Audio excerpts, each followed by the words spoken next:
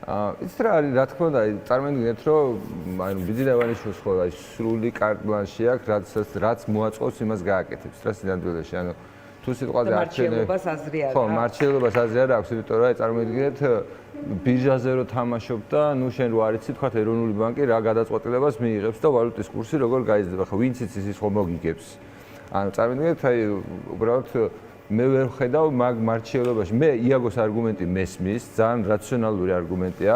მათ შორის პირველმა და გააკეთა ეგ განცხადება თუ გახსოვთ პოლიტიკურ სპექტრში და ამის შემდეგ რაღაცნაირად ნენელა მართლა ისე დაიწყო ფაქტიურად რაღაც საარჩევნო რეჟიმში გადავიდა მთელი ოპოზიციური სპექტრი ისე რომ არც დაულაპარაკია ერთმანეთთან. ყველა ეძახის თითქოს არჩევნები იქნებოდა რა აძლევთ ამის კონკრეტულად აი რომ ფაქტობრივ გარდა იმ ჰიპოთეტური არგუმენტებისა რომელიც იაგომ დაასახელა.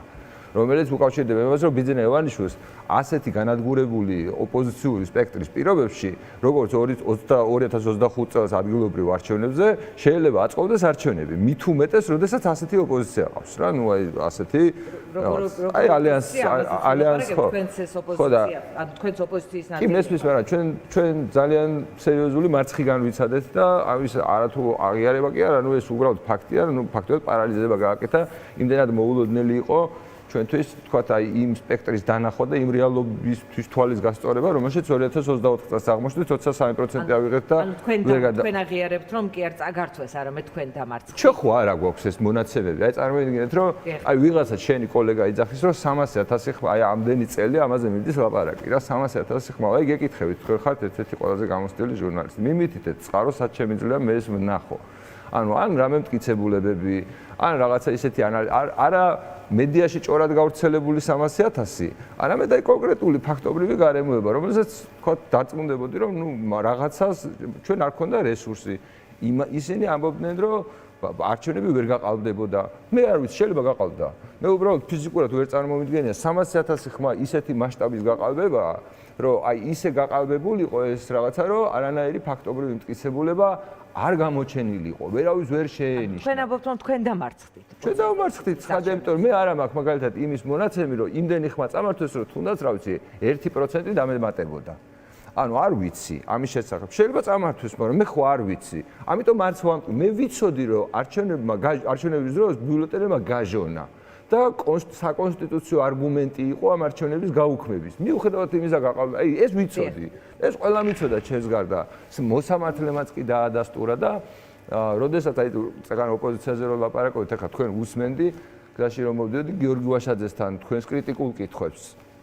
მათ შორის აი რასაკეთებს 26 იმასში და ასე შემდეგ რა და მეც ხო იგივე კითხვები მაქვს და ჩვენი მთელი პრობლემა ხო ის არის, რომ ჩვენ სიმართლის ღირებულებას არ ვაღიარებთ, იმიტომ რომ იქით მხარეს არის სერიოზული პროპაგანდა, უზარმაზარი მანქანა, თავისი რესურსებით, თავისი მედია საშუალებით, ხელისუფლებაზე ვლაპარაკობ, კი? და უბრალოდ კითხვა ხო რა ისმის, რომ ჩვენ შეგვიძლია იგივე პროპაგანდით ან რაღაცა ისეთი გაუგებარი, აი ასეთი მანქანა დაამარცხო.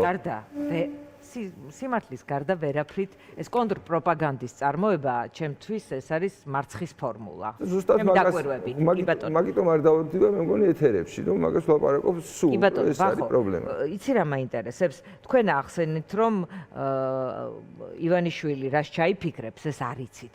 თქვენი აზრით, ივანიშვილის საქართველოში პოლიტიკოსის ამოცანა, რომელსაც მისი დამარცხება უნდა, ეს არის საკუთარი პოლიტიკური გეგმის ქონა და მასზე მიყოლა, თუ რაღაც ივანიშვილზე დაკვირვება და რაღაც ფაზლის აწყობა, ეხლა ამ კონკრეტული მონაცემებით ის ვადამდელისკენ მიდის უფრო თუ კალენდარული არჩევნებისკენ და ასე შემდეგ. ანუ მისი პორტრეტის, პოლიტიკური პორტრეტის შესწავლა და ამაზე მორგება თუ საკუთარი ამოცანების დასახვა და მასზე მიყოლა. არ მინდა მივითვის, კი არ ვაღიარებთ ინტელექტუალურ საკუთრებას, მაგრამ აი სანდრო ხშირად ამბობს ხოლმე, მგონი თქვენ ეთერშიც ნათქვამი ექნება, მგონი თქვენ ეთერშიც მახსოვს, რომ საჯაროდ აქვს ბევრჯერ ნათქვამი რა, რომ ჩვენი მთელი პრობლემა არის ისტერიულ მდგომარეობაში ყოფნა. ანუ ისტერიულ მდგომარეობაში ყოფნა ნიშნავს იმას, რომ აი რა დროს სერიოზულ თემაზე ლაპარაკია, ხვალე რაღაცა ქვეყანა ინგრევა და ეხლა ჩვენ ყველანი უნდა გადავხვდეთ სადღაც. აი ამ მოლოდინის რეჟიმში, რაც მე პოლიტიკაში მოვედი, 10 წელია გადავწყვიტე რომ პოლიტიკური საქმეა დამეწყო, ხო? ამ 10 წლის განმავლობაში დაახლოებით სულ აი და რაც უფრო ბოლო წლები მოდის, ეს რეჟიმი კიდევ უფრო გამწვავებულია რა. ხო და ჩემი აზრით ეს არის ყველაზე როგორ გითხრათ ოპოზიციისთვის კონტრპროდუქტიული მდგომარეობა ერთის მხრივ, იმიტომ რომ ამ ხალხს არ შეუძლია რომ თუნდაც რაღაცა პერსპექტივაში დაინახოს თავისი საქმიანობა. რომ მაგალითად 2028 წლისთვის ვემზადებით ახლა არჩევნები, წამოვიდეთ რაზე ვლაპარაკობთ, აი რითი დავიწყოთ ხო საუბარი. 2028 წლამდე არის 2 წელიწადზე მეტი და რო დანიშნოს არჩევნები, აი რაზე კითხეთ, არის თვეებში, ხო? ესე იგი, ეს ხო აბსოლუტურად განსხვავებულ მოქმედების სტრატეგიას გულისხმობს. ანუ შენ ემზადები რაღაცა თვეებში არჩევნებისთვის, რომელიც შეიძლება დაინიშნოს, ეს ყველაფერს თავიდან დაანებო. აი სწორედ აქედან გამომდინარე, ივანიშვილის საქართველოში, ამიტომ მკითხეთ, იმიტომ რომ თქვენ თქვით ივანიშვილი რაღაც ეროვნული ბანკივით არ ვიცი რა როგორც იმას უზავს, რა ქვია, როგორც მაგალითად სიტყვაზე მე ხო არ ვიცი დასავლეთთან რა ურთიერთობებზე და რა პირობებზე თქვა შეიძლება დალაგება დაჭირდეს. გამზადებულია კოზირი, შეუძლია რომ არჩევნები ჩაატაროს. ანუ ყველაფერი მისთვის, აი რასაც იაგო ამბობდა, რომ სასარგებლო მდგომარეობა მომზადებულია. სასარგებლოა ახლა მისთვის გარემო, რომ აჩვენოს უფრო კარგი შედეგი ოცნება მიგრაციის 24-ში. არა, 24-ში კი არა, უბრალოდ მე არასოდეს არ ვლაპარაკობ ქართული ოცნება და რას ცუდად გააკეთებს ან რაღაცა. აი, მე ვლაპარაკობ იმაზე, რაც აი ჩემი უშუალო პრობლემაა, რომ ის ყოველდღე კოზირს გაძლევს სათამაშოს, აი ფასები იქნება, აგერ რაღაც სიძულვილის ენა იქნება. ყოველდღიურად ინიციატივა რაღაც. ის თუ არის პინგ-პონგში არის ესეთი ტერმინი, რომ სატოპკე აგიწიაო რა. ანუ ყოველდღე სატოპკეს გიწევს და შენ ყოველდღე მაზავ ამას. ანუ იმის ნაცვლად, რომ აი ეს თითოეულ საკითხს სერიოზულად მიუდგე, ჩაავლო ხელი და ამისგან რაღაც პოლიტიკური ის მიიღო, იმიტომ რომ პოზიცია უნდა ქონდეს, აი სიმართლე უნდა გაინტერესებდეს, ხო? ანუ სულ სიმართლე გაინტერესებს, ეს იმას ნიშნავს, რომ შენ ლაპარაკზე უარს ვერ ამბობ. ანუ თუ ლაპარაკზე უარს ამბობ, შენ წინასწარ აცხადებ, რომ მე სიმართლის გარკვევა არ მაინტერესებს. აი პროპაგანდაზე რო ლაპარაკობდით, ხო? პროპაგანდით ვერ დაუპირისპირდები, მით უმეტეს, როცა შენეთი რესურსები უფრო ნაკლებია, ვიდრე შენი მოწინააღმდეგის. ხო და ანუ ამას ვაკეთებთ გესმით და აი მაგალითად ეს ალიანსი შეიქმნა როგორც ბოიკოტის ალიანსი. აი პირველი რაც გააკეთეს განცხადება ეს იყო ბოიკოტში, აი ბოიკოტზე ასე თქვათ რაღაცნაირად აბა ეხლა დროზე თქვითო ვინ აპირებთ მიიღოთ მონაწილეობა, ვინ არ აპირებთ გვარამია თქვა ცოტა ხნის წინ. ანუ თავარი გახსოვთ აი იმის წინ რა საარჩევნო პერიოდი რო იყო 25-ში ადგილობრივი არჩევნების წინ განვიხილავდით სამი ვერსიას. ერთი ვერსია იყო ყველას ბოიკოტი, რასაც რაღაცა აზრი ექნებოდა, მეორე იყო ყველას მონაწილეობა და ყველაზე ცუდი ვარიანტი იყო ვიღაცის მონაწილეობა და ვიღაც არ მონაწილეობა. და ყველაზე ცუდი არჩიეთ, ხო?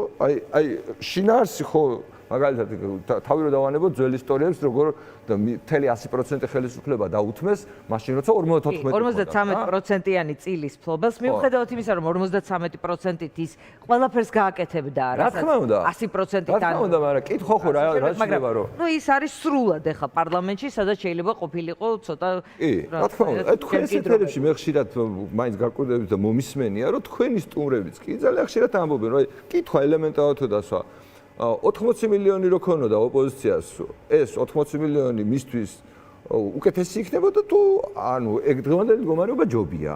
და თუ არ ჯობია, ხო რაღაცა ხო პასუხისმგებლობა უნდა აიღოს, რომ 80 მილიონი არ აქვს ოპოზიციას. და ფაქტობრივად რა ვიცი, ადამიანები ინფრასტრუქტურა ისაქნეს, რა ქვია, ანუ შეცდომები, რომელსაც არასოდეს არ აღიარებ. აი რანაირად უნდა დაგიჯერო. აი წარმოიდგინე, ეხლა არის დიანა, მე ესე ვიტყოდი, რომ ორი შემოთავაზებაა, ხო, ერთი სტატუს კვო ქართული ოცნების და მეორე წარსულში დაბრუნება. იმიტომ რომ ერთადერთი ყველაზე კარგი შემთხვევაში მიდის ის, რომ მიხეილ სააკაშვილის დროს უკეთესი იყო. ანუ ის კი არა რომ მომავალში რა იქნება. ანუ მოდი რაღაც იმას კი დავანებოთ, რომ სადღაც უბრუნდებით. არამედ აი რა იქნება უკეთესი ხვალ და ამ წინადადებაზე ჩემთან კი არა. ეხლა ეს არის არჩევანი, ასე უყურებ. რა თქმა უნდა, ეს არის. ზუსტად ეგ დააყენეს ეხლა არჩევანი, იმიტომ რომ თქვენ ჩვეულებრივ ამორჩეველს ხო ვერ დააჯერებთ ვერავითარ შემთხვევაში, რომ გიორგი ვაშაძეს მიხეილ სააკაშვილისგან განსხვავებული რამე უნდა, ამაზე თავს გადადებს, ისე დაუპირისპირდება მიხეილ სააკაშვილს, ის არ გააკეთებინოს. ანუ კი არ ვერჩი კაცო, ერთ ბლოკში იყვნენ კაცო ყველაფერი, მაგრამ 9 პარტია, აი ყველაფერი ტყუილზე როა რა აგებული, მაგას გულისხმობ, რომ აი რავი, მაგალითად რაღაცა ჩვეულებრივი ამორჩევლისთვის ეს კონკრეტული ალიანსი არის მიხეილ სააკაშვილი, კონკრეტულად. მიხეილ სააკაშვილის ჯგუფია. ხო, მაგრამ ამალიას კი აქვს რა თქმა უნდა ეს თქვა ამბიცია რომ ალტერნატივა და 70% იქნება, მაგრამ მათ მიღმა ხომ ხართ პარტიები, რა შეგიძლიათ? მე პრობლემა არ აქვს. მე საქმე იმაშია რომ არის ორი დაჯგუფება, ხო? ანუ ორივეს უნდა ბელადი. ერთს რა ვიცი, მიშა უნდა ბელადათ, მეორეს უნდა არ მინდა თანასწორობაა ჩვენი. ხო, აი, ხო, ეს ხო რაღაცაში უნდა გამოხატო. აი, მაგალითად, აი ფასებზე მიდის ამბავი, ხო? ანუ ცნობილია რომ ესეთი აი რაღაცა არის რომ ესეთი ცოდნაა რა პირველი კურსის სახელმძღვანელოში წერია რომ ფასი დგინდება ორი ადამიანის თავისუფალი გაცვლის შედეგად. ანუ სხვა ფასის დადგენის მთავრობას არ შეუძლია. ნებისმიერი ნაბიჯი რომელსაც მთავრობა გადადგავს არის ბაზრის დამახინჯება. ანუ არ გამოსვა წინასწარ იცი რომ მთავრობას წაგებული აქვს. აი წინასწარ იცი რა, ზუსტად იცი. და ანუ შენ ამ თემაზე ალიანსის შიგნითაც კი ორი პოზიცია გაქვს. და კაი გქონდეს ორი პოზიცია, ბაზარი არ არის, მაგრამ ანუ მოდი დაილაპარაკე მაინც, აი თქვენ ხო მეგობრები ხართ, თქვენ ხო შიგნით ხართ, წარმოიდგინეთ და მე რამ ბრიდავს, იცი? ანუ მე რამ კლავს ამ სიტუაციაში, რომ ის არ ამყავს, ისა პარტნიორი ვისთან ერთად თამაშობ. აი ხელისუფლება მე არ მაქვს იმის ამბიცია, რომ 51% მივიღებ. არ მაქვს, რაც არ უნდა აი. და წინასწარ მოთელოთ ვისთან ერთად შეიძლება გაიყოთ კარგ შემთხვევაში. მე ხომ როგორც მაგალითად მინდა რომ ქართული ოცნების ამორჩეულს ველაპარაკო, როცა იქ რუსთავი ვარზე მივდივარ, როცა იმედზე მივდივარ, მე ხომ მინდა რომ თქვენთანაც მოვიდე. და აქ თქვენთან უბრალოდ თქვენთან საუბარი ხო დასასიამოვნოა, მაგრამ ხო საკმარისი არ არის. ანუ მინდა რომ აგერ იჯდეს არის გიორგი ვაშაძე, იჯდეს არ ვიცი ნაციონალური მოძრაობის წევრი, იჯდეს მაგალითად ზურა ჯაფარიძე, გვარამია და ვართავ ვილაპარაკოთ თემაზე. აი თუ სალაპარაკო როგორ ხედავთ ფასებს მაგალითად? თუნდაც აი ძალიან ვიწრო თემაზე რომ აი მაგალითად აი ხელისუფლება რომ შეიცვლება ფასებთან მიმართებაში ესე კი არა ესე იქნება. აი ხა წარმოიდგინეთ მიხეილ სააკაშვილის კონცენტრირებული ძალაუფლება ბიძინა ხო გადაიბარა თავის დროზე და ეხლა რომ პირიქით მოხდეს აი რა გარანტია არსებობს რომ ბიძინა ხო ბევრად უფრო დააკონცენტრირა თავის ძალაუფლება და რატო იტყვიან უარს ამაზე?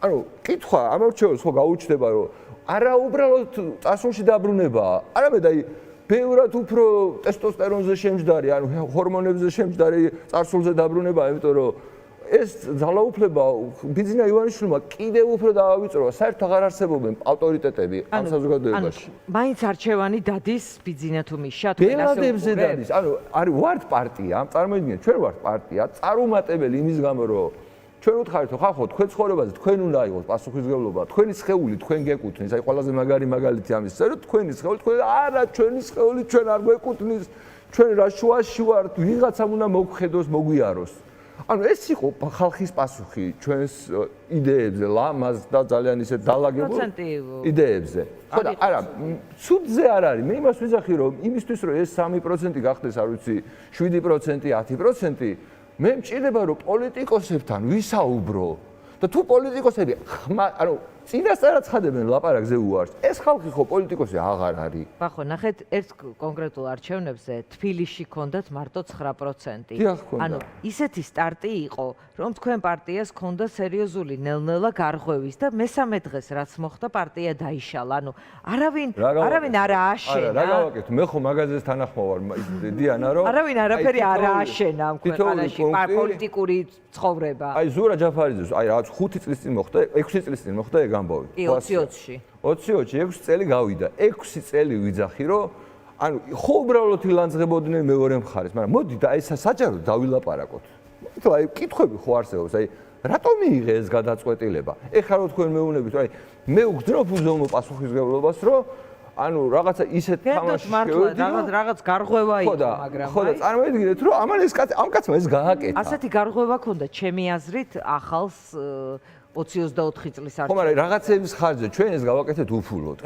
ჩვენ გავაკეთეთ უფულოდ. არა, გარღვევა იყო და არა, მოიცადე, როცა 40 რასაც ლაპარაკობენ, ხო, ხსნებით, ანუ წარმოგიდგენ, იგივე კამპანიაში არის ზურა ჯაფარიძე. პირველი ზურა ჯაფარიძე იყო, რომელმაც ნაციონალური მოძრაობიდან წამოვიდა. მერე ეს ყველანი წამოვიდნენ სხვადასხვა დროს ნაციონალური მოძრაობიდან.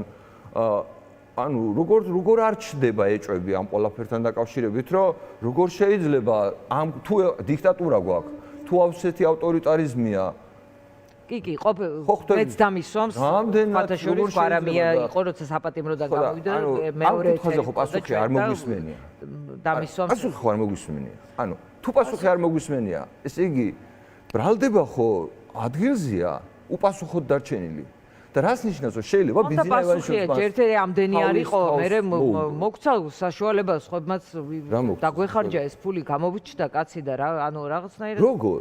აი თქვენ გიკითხეთ. არა, მოდი ეს მათანა. როგორ? ხო არა. არა, მე აინტერესებს აგერ მელიას გახსოვთ ხო ვკითხეთ? ანუ პირდაპირ ეთერში.